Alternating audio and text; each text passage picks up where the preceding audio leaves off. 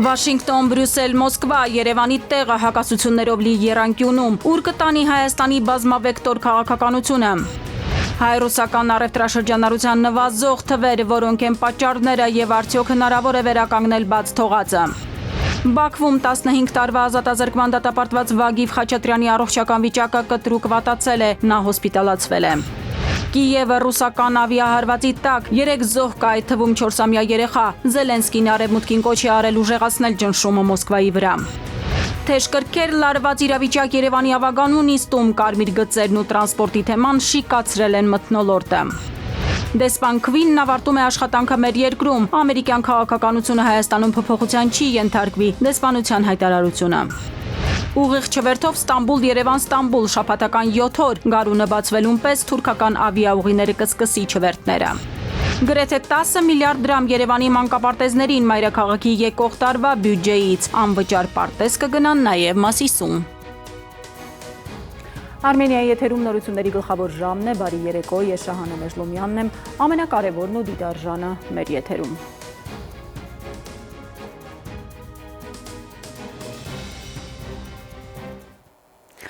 Դեպի ուր է թեքում վեկտորը Երևանը, Բրյուսելի հետ գործընկերության նոր ռազմավարական օրակարգը ստորագրած Փաշինյանը Եվրասիական միության եւ ԱՊՀ գագաթնաժողովին մասնակցեց Սանկտ Պետերբուրգում։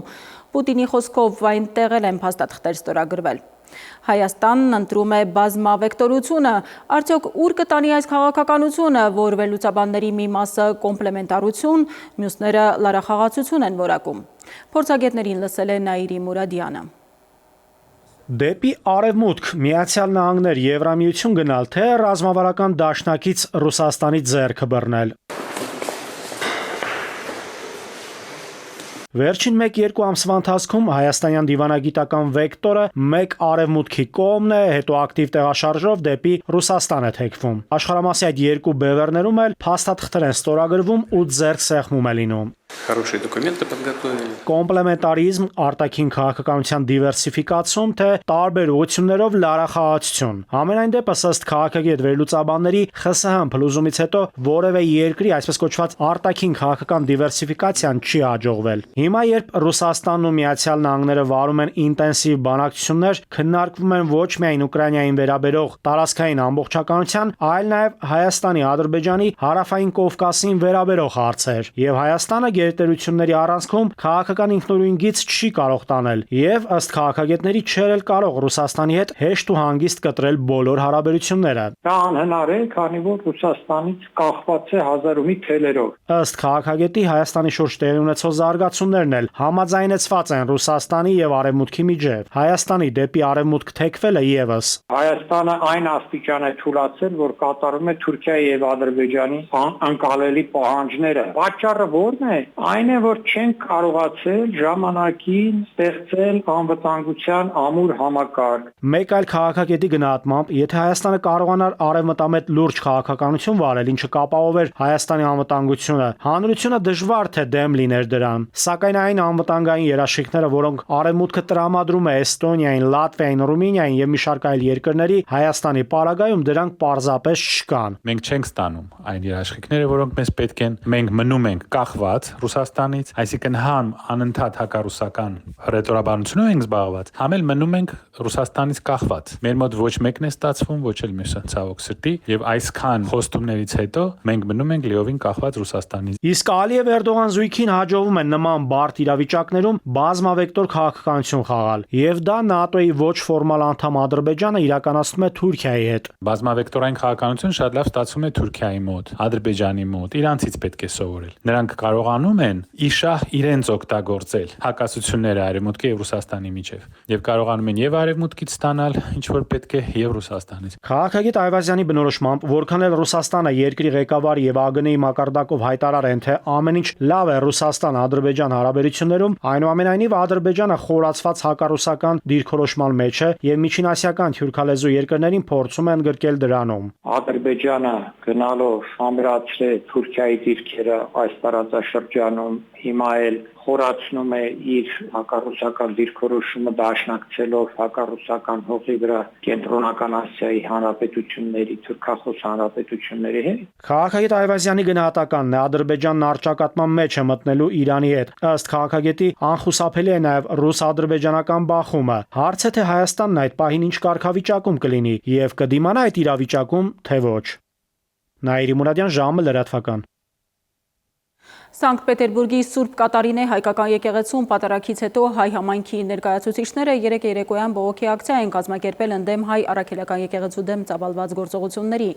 Ակցիայի մասնակիցները նշել են, որ Հայաստանում իրականացվող քաղաքականությունը հանգեցնում է հասարակական գիտակցության պառակտմանը հայրենիքում եւ Սփյուռքում։ Երեկ եւ նախորդ օրը Սանկտ Պետերբուրգում էր Հայաստանի վարչապետը, որն ըստ ակցիայի մասնակիցների հանդիպում է ունեցել համայնքի նախապես ընտրված ներկայացուցիչների հետ։ Եկեղեցին պատկանում է բոլոր հայերին, ոչ թե միայն Հայաստանի 3 միլիոն քաղաքացիներին, որոնց ղեկավարներն այսօր փորձում են իրենցով փոխարինել եկեղեցու քաղաքականությունը եւ որոշել, թե ինչ է լինելու այդ եկեղեցու հետ։ Ամբողջ հայ ազգը բաժանվել է եւ բաժանվում է։ Սա մեծ մտահոգություն է, որովհետև ընդհակառակը միշտ ասում եմ, տանտերը հոգում է, որպես իր ընտանիքում համաձայնություն, համերաշխություն, սեր, խաղաղություն լինի։ Իսկ այսօր բոլորս վրդոված ենք, բոլորս անհանգիստ ենք։ Հայաստանի եւ Ռուսաստանի միջև առևտրաշրջանառությունը կրճատվել է, եթե 2024-ին այն գերազանցում էր 11 միլիարդ, այս տարի կազմել է 4.5 միլիարդ թվերը, երեկ հնչեցրեց Ռուսաստանի նախագահը Սանկտ Պետերբուրգում Փաշինյանի հետ հանդիպանը։ Ցուցանիշների նվազումը ըստ տնտեսագետների առաջին հերթին պայմանավորված է Հայաստանի համար վերաարտահանման արգելքներով եւ սահմանված բարդություններով։ Տնտեսվարողները ստիպված եղան վերաարտահանումը կազմակերպել Միացյալ Էմիրությունների, Վրաստանի, Ղազախստանի, նաեւ Թուրքիայի միջոցով։ Ոսկու վերաարտահանումն էլ Ռուսաստանից տեղափոխվեց Էմիրություններ, այնտեղից էլ Հայաստան ու այլ երկրներ, շղթան սկզբից երկար էր, հետո Հայաստանը դուրս մնաց այդ օղակից։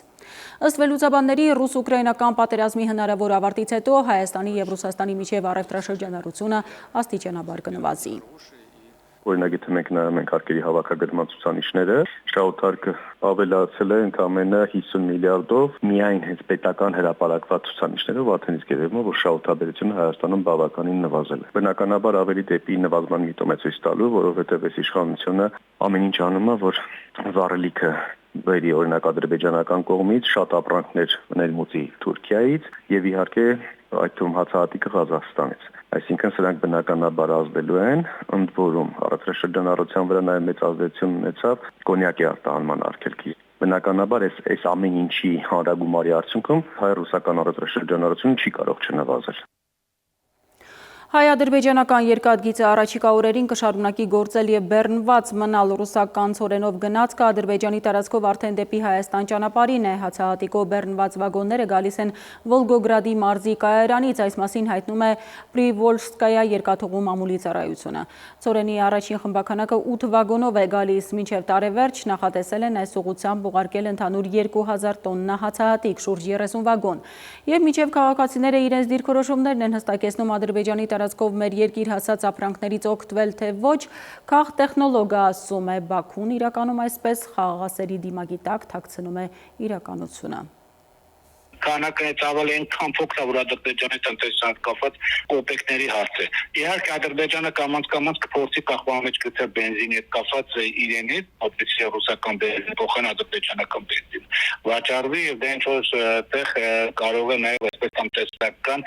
քայլերով տնտեսական էքսպանսիան իրականացվի մանր քայլերով, բայց մի քիչ երկար ժամանակի համար։ Սա ընդհանրապես PR կամպանիա, ուրիշ ոչինչ։ Սա ոչ մի բան չի նշանակում։ Իրականում ինչ կա Լարա Խաղաղ Ալիևի եւ նրա թիկունքին կանգնած ավագ եղբոր Էրդողանի մտքին, որ խաղաղության աղավնու դերն է ստանձնել։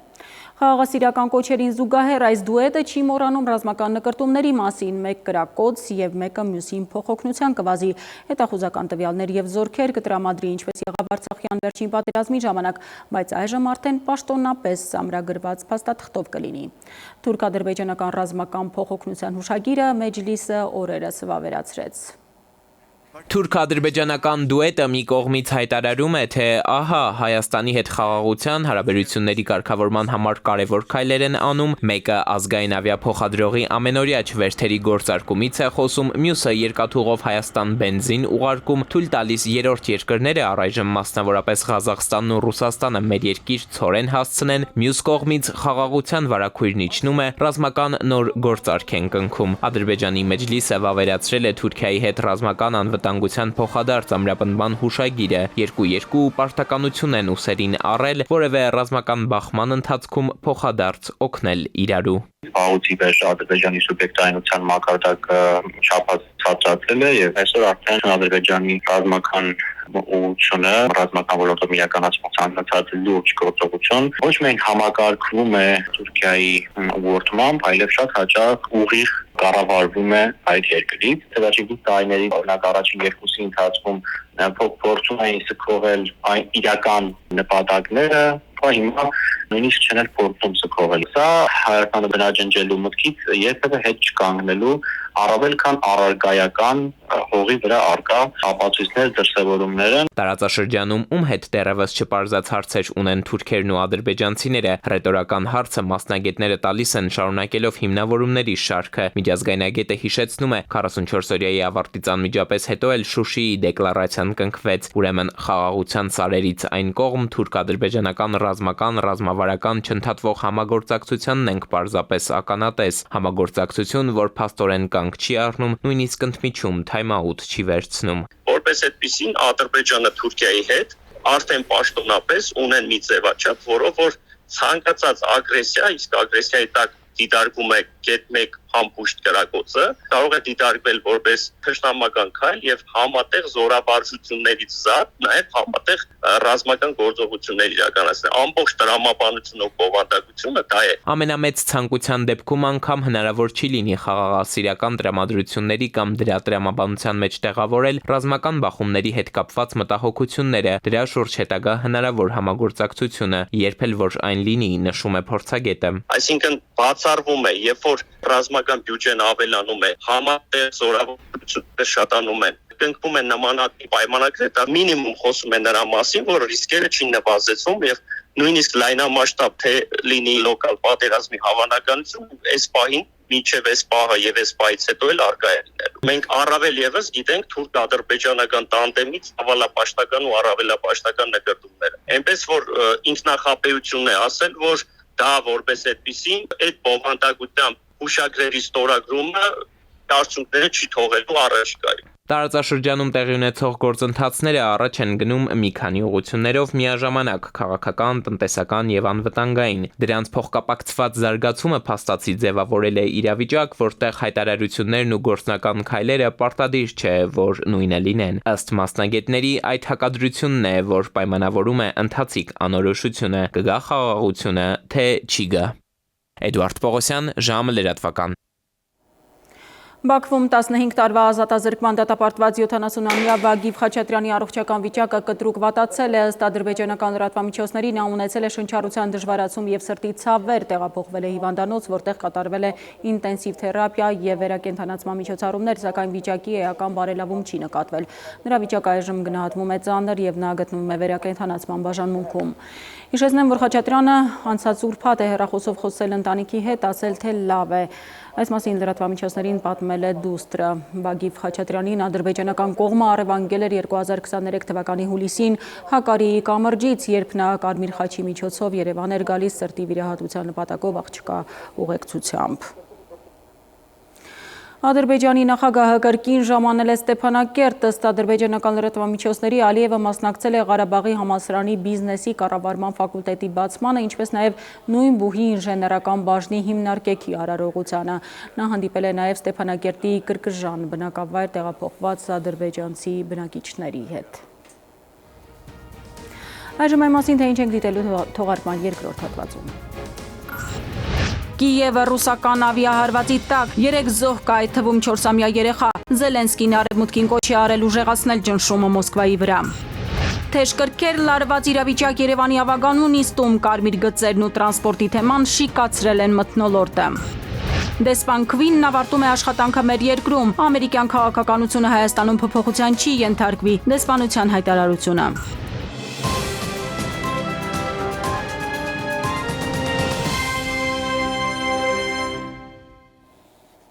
Ժամը շարունակում է աշխատանքը Արմենիայի ուղիղ եթերում այժմ միջազգային լրահոս։ Իրանի և ԵԱՏՄ անդամ պետությունների միջև համագործակցությունը երկարաժամկետ ռազմավարություն է ազգային ինքնիշխանության ամրապնդման միջոցով հզոր տարածաշրջան ստեղծելու համար։ Իրանի նախագահ Մասուդ Փեզեշքյանն է ընդգծել Եվրասիական տնտեսական միության Գերագույն խորհրդի նիստին ուղղված ուղերձում, որը կարդացել է դեսպան Քազեմ Ջալալին։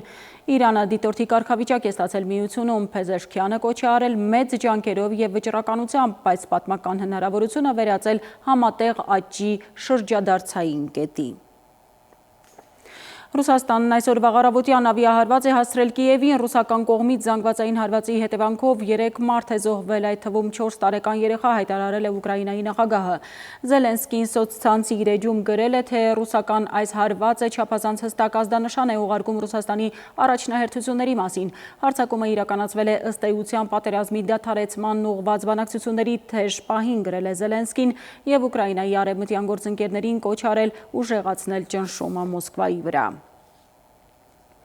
Ռուսաստանը և Միացյալ Նահանգները ևս մեկ հանդիպում են անցկացրել։ Ռուսաստանի փոխարտգործնախարար Սերգեյ Ռաբկովը ասել է, թե այսպես կոչված նյարդայնացնող հարցերի վերաբերյալ շփումների վերջին փուլն է տեղի ունեցել աշխատանքային մակարդակով։ Նա Ինտերֆաքսին ասել է, որ քննարկվել է ամբողջ օրակարգը բավականին լուրջ, պրոֆեսիոնալ և խորը մակարդակով։ Ռյաբկովը սակայն ընդգծել է, որ չի կարող ասել, թե զգալի առաջընթաց է գրանցվել, ըստ նրա հիմնական հարցերը մնում են օդում կախված։ Ռյաբկովի շատ նախնական տվյալով հաջորդ փուլը հավանաբար տեղի կունենա գարնան սկզբին։ Մեկ օր տևած բախումներից հետո Հալեպում հրադադար է հաստատվել կառավարական զորքերի և քաղաքի քրդաբնակ թաղամասերը վերահսկող սիրիական դեմոկրատական ուժերի միջև։ Երեկվա փոխհրաձգությունների հետևանքով Հալեպի հայաբնակ թաղամասերում վիրավորներ չկան, հայտնում է Գանձասարը, մի քանի շինություն է վնասվել։ Այսօր Հալեպում համեմատաբար հանգիստ է, դպրոցները, համալսարանները և պետական հաստատությունները փակ են Հալեպի նահանգապետի հորդորով։ Փոխհրաձգության հետևանքով 2 զոհ է եղել, 8 վիրավոր։ Հայաստանում ամերիկյան դեսպան Քրիստինա Քվինի հեռանալուց հետո Միացյալ Նահանգների քաղաքականությունը Հայաստանում փոփոխության չի ենթարկվի, մեր երկրում Միացյալ Նահանգների դեսպանատունն է հաղորդում։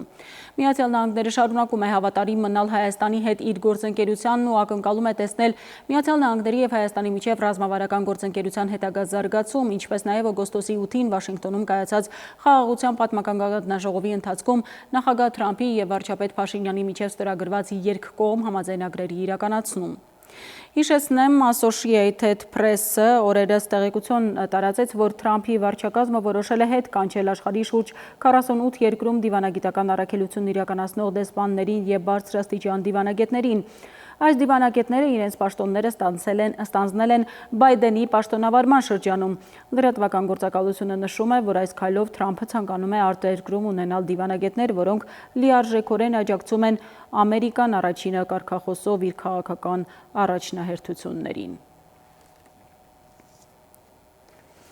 Հաջորդ թեմայի մասին մեր ձևով շարժման տարեկան եզրափակիչ ժողովից հետո տեղի ունեցած մամուլի ասուլիսում շարժման համակարգող Նարեկ Կարապետյանը հայտարարել է, թե վարչապետի իրենց տեխնացուի անունը կհայտարարեն 2026 թվականի սկզբին քաղաքական ուժի ստեղծման օրը հիմնադիր համագումարում։ Նրա խոսքով առաջնորդը կլինի ընդունելի և հասկանալի հասարակության համար։ Նարեկ Կարապետյանը ասուլիսում անդրադարձել է Սամվել Կարապետյանի ձերբակալությանը, հեցի խնդրին, նաև Հայաստան եկած ադրբեջանական բենզինին։ Ասուլիսի մանրամասներին կանդրադառնանք մեր հետագա թողարկումներում։ Երևանի ավագանին ընդունել է մայրաքաղաքի եկող տարվա բյուջեն, եկամուտները նախատեսված են 151.5 միլիարդ դրամ, ծախսերը 156.8 միլիարդ դրամ, դեֆիցիտ ունենք 5.3 միլիարդ դրամ։ Երևանի ավագանու նիստը շիկացած մթնոլորտում է ընթացել կարմիր գծերի վճարների և տրանսպորտում հսկիչների թվի ավելացման հարցերը, չզեկուցողների շարքում ներառելը կրքեր է բորբոքել։ Բոլոր մանրամասները Քնարիկ Պետրոսյանի ռեպորտաժում։ Լեզվակռիվ ու թեժ վեճ կարմիր գծերի թեմայի շուրջ Երևանի ավականու տարեվերջյան նիստում կրքերը չէին հանդարտվում։ Ինքներդ ձեզ ողջևորել եք, նստեք, պարոն Քոչարյան։ Ավականին հաստատեց չզեկուցվող հարցերի փաթեթը, որը ներառում է նաև Երևանում տեղական турքերի ու տեղական վճարների 2026 թվականի դրույքաչափերը։ Այդ նախագծերը ներառում են նաև կարմիր գծերի եւ հանրային տրանսպորտի վճարները։ Դրանք չեն փոխվի։ Մինչև չզեկուցվող հարցերի ընդունումը ընդդիմադիր խմբակցությունները առաջարկեցին տվյալ նախագծերը դարձնել զեկուցվող։ Քաղաքապետը հակադարձեց, թե տեղական турքերի ու վճարների փոփոխություն չի եղել։ Այդ պատճառով էլ անհրաժեշտություն չկա այս հարցերը զեկուցվող դարձնելու։ Ավականում Այր Հայաստան խմբակցության անդամները նախ կոչ արեցին հանրային ձայն խմբակցությանը միանալ ընդդիմությանը եւ չմասնակցել քվեարկությանը, որպեսզի չզեկուցվող հարցերի թվում ներառված հանրային տրանսպորտում հսկիչների թվի ավելացման եւ կարմիր գծերի վճարների վերաբերյալ որոշումները չանցնեն, բայց Մայր Հայաստան խմբակցության անդամները չմիացան ու չքվեարկեցին։ Պարոն Հակոբյան, ես դուք ձեր բակում չեք, կներեք արտահայտությանս համար ձեր քուչում չեք։ Խնդրում եմ մի քիչ չափավոր։ Ձեր արտահայտությունների մեջ էլ տենց փողոցային ես ձեր լեքսիկոնով մի քիչ զուսպ եղեք։ Ավականու նիստում զեկուցվող հարցերի ժամանակ քաղաքապետը անդրադարձավ այն կառուցապատողներին, ովքեր շրջանցել են ավականու կողմից ընդունված շինհրապարակներում հատուկ ցանցերի տեղադրման մասին օրենքը։ Արտոնությունների կարգը կխստացնենք, կդժվարացնենք այն կառուցապատողների համար, ովքեր շինարարական նորմերը չեն պահի, ասել է Ավինյանը։ Ընդդիմադիր ավականու անդամն էլ առաջարկեց, որ եթե շինարարը չի հետևում նորմերին, ապա առհասարակ պետք է դադարեցնել նրա գործունեությունը, ընդգծելով, թե այն ընկերությունները, որոնք աֆիլիացվում են իշխանության հետ, նրանց չեն հետևում։ Մարդու վտանգը, վախը դրանով պայմանավորված լինի, թե չէ մի վերջում պրակտիկան ցույց է տալիս, ոնց է լինի, վերջում այդ մարդիկ իրաց ամեն ինչն է ստանում են։ Ամեն ինչը շենքը ի սկզբանե տրվում է ուրիշ շինթույլտվություն, վերջում սնկի պես ջրում եք բոյ առնում եք, եթե տեղերը չգիտեք, ցույց էլ կտամ այդ տեղերը։ Շնորհակալություն, նման հնարավորություն մեր օրենսդրությունը այսօր մեզ թույլ չի տալիս։ Քաղաքապետը անդրադարձավ նաև Աջափնյակի մետրոյին, պարզաբանելով, թե 9.6 միլիարդ դրամ դեռ նախորդ տարի էր տրամադրվել Աջափնյակի մետրոյի կայարանի աշխատանքներին, սակայն այն դարձել է 1.6 միլիարդ դրամ։ Հաջորդ տարի եւս 2 միլիարդ դրամ տրամադրվելու է այդ նույն աշխատանքներին։ Ավինյանն անդրադարձավ ընդդիմադիր ավականու այն դիտարկմանը, թե ինչու է նախատեսված բյուջեն կրճատվել եւ որտեղ է օգտագործվել մնացորդը։ Այն դեպքում, երբ մետրոյի կայարանի աշխատանքները դեռ չեն էլ մեկնարկել։ Որտեղ են ուղղվել այդ գումարները։ Ավետիսյան, քանի որ տրանսպորտային ոլորտի զարգացման համար գումարներ էին, այդ գումարների մի մասը էական ուղղվել է մեր 45 տրոլեյբուսների գնման համար, եւ մենք ստացել ենք 45 տրոլեյբուսների գնման գումարը, այսինքն նույն ուղղությամբ է գնացել, նույն ասելով ոլորտային նույն ուղղությամբ է գնացել, եւ մենք հաջորդ տարի արդեն ապրիլին, մայիսին ունենալու են 45 նոր 12 մետրանոց տրոլեյբուսներ։ Ավինյանը նաև խոստացավ հետևողական լինել թանգարաններին հատկացվող գումարների հարցում։ Դարձյալ ընդդիմադիրներն էին դժգոհել։ Քաղաքային բյուջեից գումար է հատկացվում թանգարանների շենքերի պահպանմանը, այնինչ հավաքածուների վերականգնման, պահպանման համար ֆինանսներ չեն տրամադրվում։ Քնարիկ Պետրոսյան, ժամը լրատվական։ Նոր խստացումներ շինարարների համար փոշին որսող ճնշող սարքեր պիտի օգտագործեն օդը հնարավորինս քիչ աղտոտելու համար։ Կանոնների մի ամբողջ ցանկ է սահմանվել, որոնք չպահպանելու դեպքում կհայտնվեն խաղից դուրս կարգավիճակում։ Բնապահպանների կարծիքով չափից դուրս խիստ սահմանափակումները նույնիսկ իրավիճակը չեն փրկի, հատկապես մայրաքաղաքում։ Կանաչ տարածքների բացակայությունը, շինանյութի գործարաններն ու հանքերն են օդում փոշու խիտ կոնցենտրացիայի հիմնական պատճառը։ Անընդհատ մենք այդ ահազանգերը ստանում ենք եւ տեսնում ենք նաեւ, որ փոշու աղտոտվածության, օդի փոշով աղտոտվածության շատ բարձր ցուցանիշներ են արձանագրվել Երևանում եւ սրա պատճառներից մեկը այն է, որ շինհրապարակներում ստանդարտները չեն պահպանվում։ Երևանի մթնոլորտում փոշու գերավելցուկի մասին մի քանի տարի արդեն խոսում են քաղաքացիները, փորձագետները, կառավարությունը։ Առաջին երկուսը բողոքում են դրանից, վերջինը խոստանում է, որ շուտով հացը կլուծի եւ պարբերաբար նոր կարգեր է սահմանում դրա համար։ Պետք է ստանդարտները սահմանենք եւ ոչ միայն սահմանենք, այլև հետեւողական լինենք այդ ստանդարտների իրականացման եւ ներդրման եւ պահպանման առումով։ Օրերս քաղաքաշինության կոմիտեն հերթական նոր պահանջներն է սահմանել շինարարության համար։ Ենթադրվում է, որ դրանց շնորհիվ էականորեն կնվազի փոշու արտանետումը մայրաքաղաքում։ Նոր կարգավորումների համաձայն կառուցապատողները պարտավոր են իրականացնել փոշը նստեցման միջոցառումներ, կիրառելով փոշե ճնշիչ սարքավորումներ։ Մասնավորապես պետք է կիրառեն փոշե որսիչ եւ ջրային մառախուղ առաջացնող սարքեր։ Շինարարական հրապարակի կազմակերպման փուլում ժամանակավոր ճանապարհները պետք է պատվեն բետոնով կամ այլ կոշտ ծածկույթներով։ Կա կարծիք, որ այս որոշումը նույնիսկ ուշացած է եւ վաղուց էր պետք շինարարներին դնել շատ կոշտ բնապահպանական սահմանների մեջ։ Մյուս կարծիքն այն է, որ չափից շատ սահմանափակումների դեպքում առանց լուրջ հաշվարկների բնակարանաշինության ոլորտ մտած բիզնեսմենները կարող են պարզապես սնանկանալ, այդպիսով կանգնեցնելով լուրջ խնդիրների առաջ թե կիսակառույցների բնակարանատերերին, թե գլոբալ շուկան։ Երրորդ կարծիքն էլ այն է, որ նույնիսկ այս նորմերի իրականացման դեպքում Երևանում փոշու խնդիրը չի լուծվի։ Պատճառը քաղաքում եւ քաղաքամեծ տարածքներում գոյություն ունեցող հանքերն են։ Մի քանի տարի է այդ բանը ես անում եմ, նկարում եմ Սևանի ճանապարհի վրայի ավազի հանքերը, ամենակամոտ տեղն է, այն որ ասում են ռոզը վիտրով է, այդտեղ հավաքվում է եւ քամին տանում է ամբողջ փոշին դեպի Արարատյան հարթավայր։ Մեկ այլ խնդիր են ըստ բնապահպանների քաղաքում գործող շինանյութերի արտադրամասերը։ Դրանց կառուցման թույլտվությունը տալուց առաջ պետությունը պետք է շրջակա միջավայրի վրա ազդեցության լուրջ փորձաքննություն իրականացներ։ Իջնում ես դեպի Էրեբունի, այդ ճանապարհի վրա հենց ուրեմն կա գաջի արտադրություն, եւ որ տեսնեք ինչ է տեղ կատարում, իսկ յետևում մի ամբողջ թաղամասա ու կողքը գործարանը, որի այդպիսի արտանետումներ ունի։ Առանց այս խնդիրների լուծման շինարարության process-ի խիստ վերահսկումը ըստ մասնագետների գրեթե ոչ մի արդյունք չի տալու։ Փոշու զանգված օդում շարունակելու է մնալ բարձր։ Արմեն Նաթալյան, ժամը լրատվական։ Կրկին դադար մեր եթերում կվերադառնանք րոպեներ անց։ Ուղիղ չվերթով Ստամբուլ-Երևան-Ստամբուլ շաբաթական 7 օր գարունը բացվելուն պես թուրքական ավիաուղիները կսկսի չվերթները։ Գրեթե 10 միլիարդ դրամ Երևանի մանկապարտեզներին մայրաքաղաքի եկող տարվա բյուջեից անվճար պարտեզ կգնան նաև Մասիսում։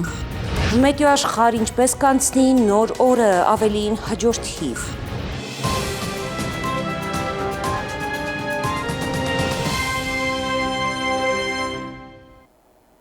Մենք վերադարձանք, շարունակում ենք թողարկումը։ Երկրորդ համաշխարհային պատերազմի եւ հայրենական մեծ պատերազմի վերաբերյալ վավերագրերն են այս օրերին ցուցադրվում Հայաստանի ազգային արխիվում, բացառիկ վավերագրեր Հայաստանի ազգային արխիվի ֆոնդերից խորագրով։ Հաղթանակի 80-ամյակի նվիրված անկյունում ցուցադրված են Թամանյան դիվիզիայի հերոսների լուսանկարները, Մարտիրոս Սարյանի նամակը մարշալ Հովհաննես Բաղրամյանին, Արմթագ լրատվական գործակալության պատրաստած պատերազմական թեմատիկայով տեղեկատվական պաստառներ, ՀԽՍՀ թիկունքի աշխատանքների եւ ռազմական արդյունաբերության վերաբերյալ փաստաթղթեր։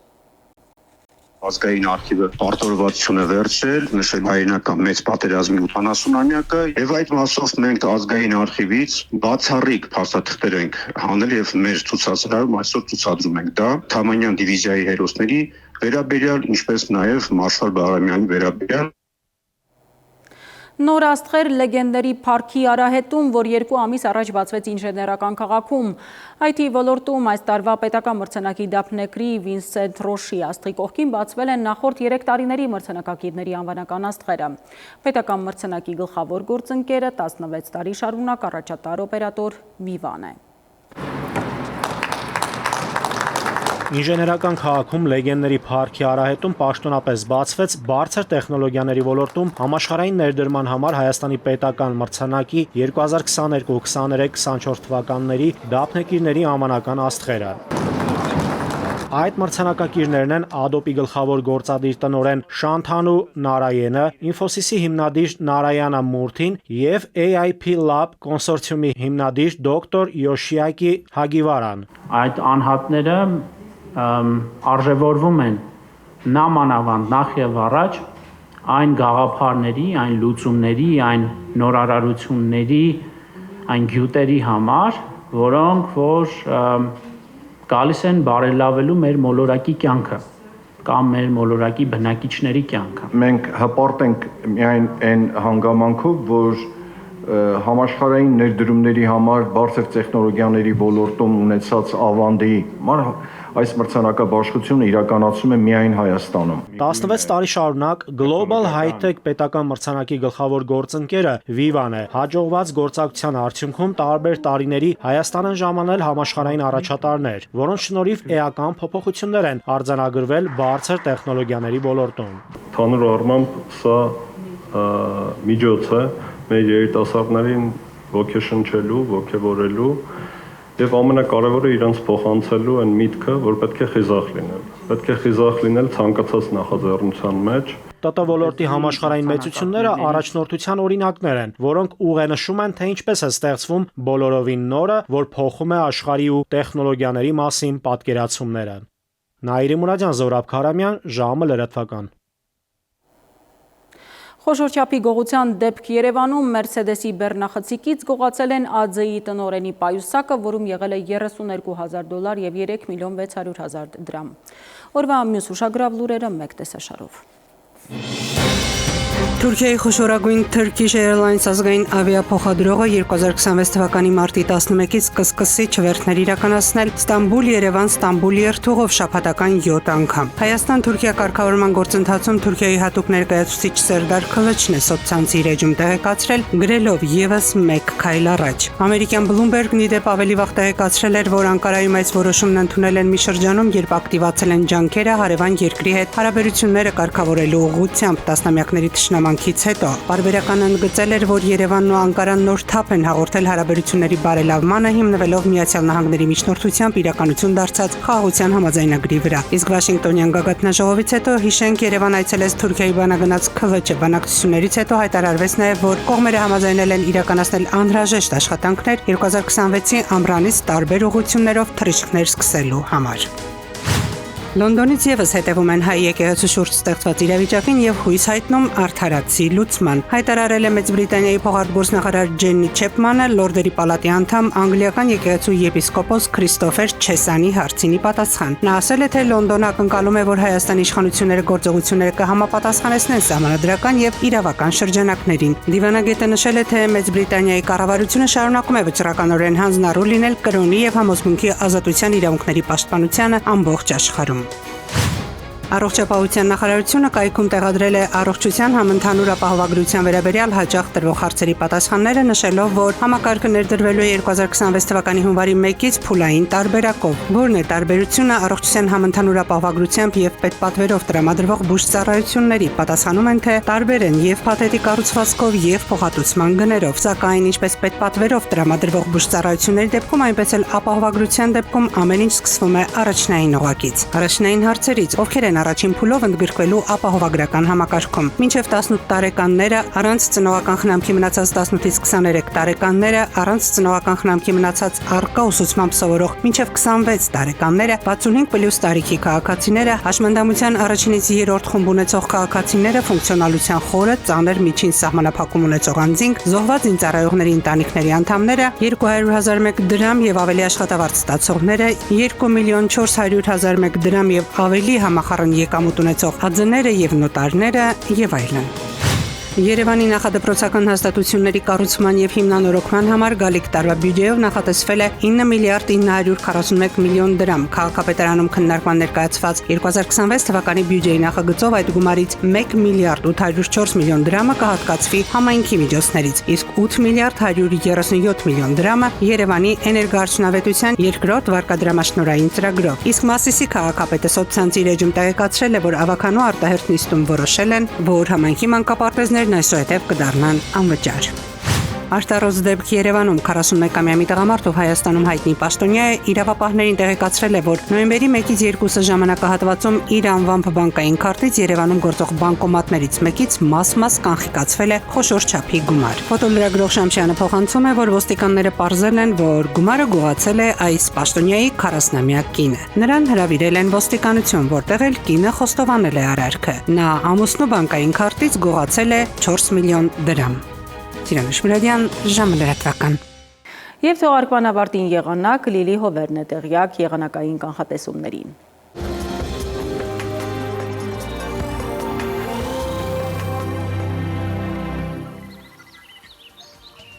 Բարի երեկո, եղանակի տեսության հովանավորն է Ֆերոսի ապրանքանիշը։ իր հուսալի անվտանգ գերխնայող գազի կաթսաներով։ Դրանք պաշտոնապես ներկայացված են էքստերիեր խանութ սրահներում, ֆերոսի եղանակ ստեղծող կաթսաներ, Մետեոաշխարհ նախ Հայաստան։ Մեր երկրի մեծ մասում չորեքշաբթին կանցնի առանց ստեղումների, հարևոտ երկնքով, ջերմաստիճանը էապես չի փոխվի։ Վաղը ցերեկը Շիրակում, Կոտայքում, Գեղարքունիքում, Արագածոտնի եւ Վայոց-Ձորի լեռնային գոտիներում կդիտվի 1-ից 5 աստիճան։ Վայոց-Ձորի եւ Արագածոտնի նախալեռներում կանխատեսվել է 3-ից 8, Լոռիում 6-ից 9, Տավուշում 10-ից 13 աստիճան, Հարարատում Արմավիրում կդիտվի 6-ից 8, Սյունիքի հովտային գոտիներում սպասվում է 10-ից 14, Սյունիքի նախալեռներում 6-ից 9 աստիճան, Երևանում օրը կանցնի առանց ստեղումների, այս գիշեր սպասվում է 4-ից 6 աստիճան ցուրտ, ցերեկը 5-ից 7, երեկոյան 0-ից 2 աստիճան տաքություն։ Այսքանն էինք պատրաստել այսօրվա համար, ես ձեզ հրաժեշտ եմ տալիս եւ մաղթում խաղաղ գիշեր։